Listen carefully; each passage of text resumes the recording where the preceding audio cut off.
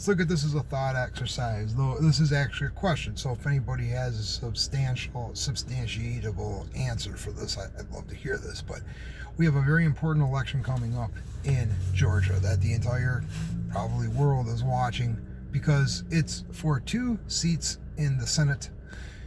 If these 2 seats, theoretically, based on people and how they usually vote and party lines and shit like that, if these 2 seats go to Democrats will essentially control the country. If these 2 seats go to Republicans, essentially it would make a president who is not Trump a lame duck, because it wouldn't be able to get anything passed, assuming people vote party lines as projected. And if this splits, one goes one way, one goes the other, for the most part, it still gives the Democrats the control. So it's important that Republicans win both of these. Look at this. I'm going to take a quick look at this. There is a lot of this lately. A lot. You walk into a building, a business, anywhere, and people are sleeping. People are camped. Like that dude got a ton of shit with them. And they're just chilling. Nobody even says nothing to them anymore. Anyway, very important. So what I want to know is this.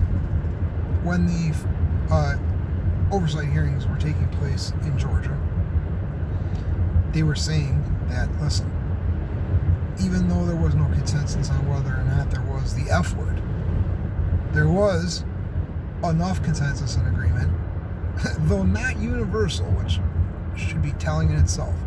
The next vote, the statewide Senate vote, should be done on paper.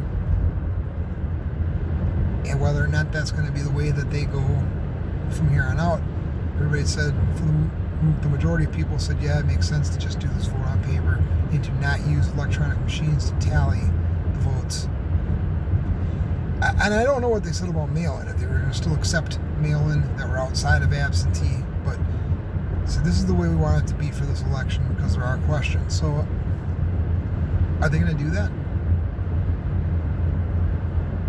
So you're going to give me an answer to that, give me a substantial, something I can substantiate, so I can see that that's an official declaration from whatever their election commission is called, right? Because if they don't do that, that's just super sketchy. That's all I'm going to say about it. So that's what needs to happen. So we'll see.